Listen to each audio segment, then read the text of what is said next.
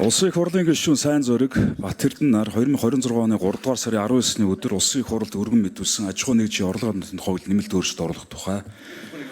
хуулийн төслийн хэлцэг хэсэг асуудлыг улсын их хурлын 2026 оны 4 дугаар сарын 10-ны өдрийн чуулганд нэгдсэн уралдаанаар Монгол Улсын засгийн газраас 2026 оны 5 дугаар сарын 7-ны өдөр улсын их хурлд өргөн мэдүүлсэн татрын тухай хууль нэмэлт өөрчлөлт оруулах тухай аж ахуй нэгжийн орлого амтны татрын тухай хууль нэмэлт өөрчлөлт оруулах тухай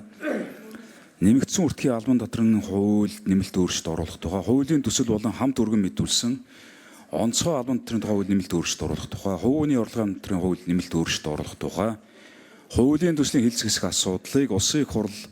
2026 оны 5 дугаар сарын 22-ны өдрийн чуулганы нэгдсэн уралдаанаар улсын их хурлын гишүүн Ж Баярмаа нарын 32 гишүүнээс 2026 оны 3 дугаар сарын 30-ны өдөр улсын их хурл өргөн мэдүүлсэн хувийн орлогын татрын хууль өөрчлөлт оруулах тухай хуулийн төслийн хэлцэг хэсэг асуудлыг улсын их хурл 2026 оны 5 дугаар сарын 28-ны өдрийн чуулганы нэгдсэн уралдаанаар тус хэлцэж анхны хэлцүүл бэлтгүүлэхээр төсвийн байнгын орон шилжүүлсэн. Улсын их хурлын даргын 2026 оны 248 дугаар захирамжаар дээрх татрын хуулийн төслүүдийг байнгын орон болон чуулганы нэгдсэн уралдаанаар хэлцүүлэх бэлтгэл хангах санал дүгнэлтийг төсөл боловсруулах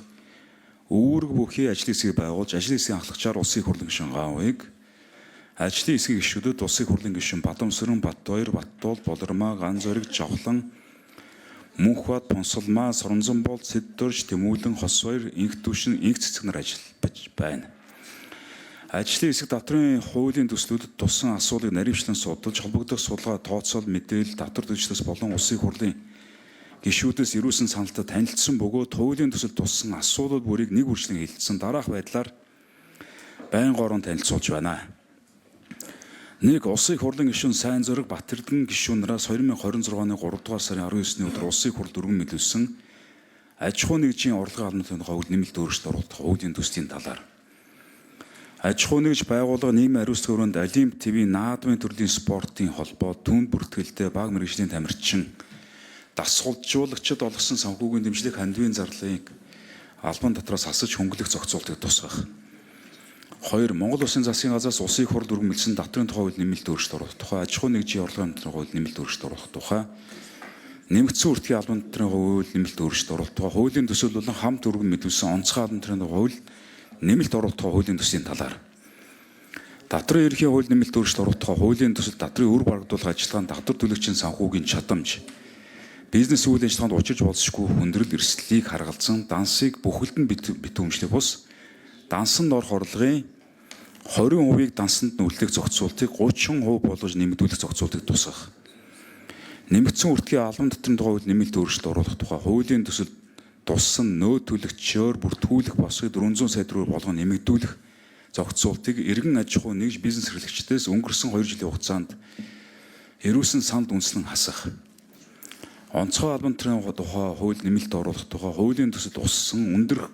үнэлгээтэй суудлын автомашин татвар боогдуулах босго үнийг $100,000 буюу гадаад валютаар тогтоосныг төлбөр тооцоог үндэсний мөнгөд нэмэгдээр гүйцэтгэх тухай хуулийн 4-р зүйлийн 4-ийн 1 дэх хэсэгтээ нийцүүлэх. 3. Улсын их хурлын гишүүн Баярмаа нарын 32 гишүүнээс 2026 оны 3 дугаар сарын 30-ны өдөр улсын их хурл өргөн мэдүүлсэн хувийн орлогын татрын хууль нэмэлт өөрчлөлт оруулах хуулийн төсөл Монгол Улсын засгийн газраас 2026 оны 5 дугаар сарын 7-ны өдөр улсын их хурл өргөн мэдүүлсэн хувийн орлогын албаны хууль нэмэлт оруулах тухай хуулийн төслийг Монгол Улсын их хурлын чуулганы уралдаанд эгийн тухай хуулийн 39-р зүйлийн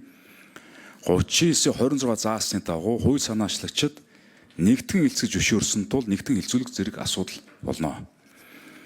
Мөн хууль тогтоомжийн тухай хууль заасан журмын дагуу хуулийн давхардал хийдэл зөрчлийг арилгах зорилгоор хуулийн нэр томьёог хоёрдмол утгахгүй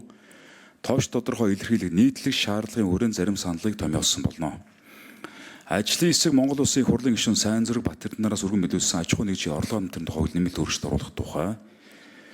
Монгол Улсын засгийн газраас өргөн мэдүүлсэн татрын ерхийн хууль нэмэлт өөрчлөлт оруулах тухай аж ахуй нэгжийн орлогын татрын хууль нэмэлт өөрчлөлт оруулах тухай нэмэгдсэн үртгийн албан татрын тухай хууль нэмэлт өөрчлөлт оруулах тухай болон хамт өргөн мэдүүлсэн онцгой албан татрын хууль нэмэлт оруулах тухай хуулийн төслийн талаар зарчмын зөрүүтэй саналыг бэлтгэн томьёолж тавхан тараасан байгаа. Байнгын орооны гишүүдээ Монгол Улсын их хурлын гишүүн Сайн Зориг Батэрдэн нар өргөн мэдүүлсэн аж ахуй нэгжийн орлогын татрын хууль нэмэлт оруулах тухай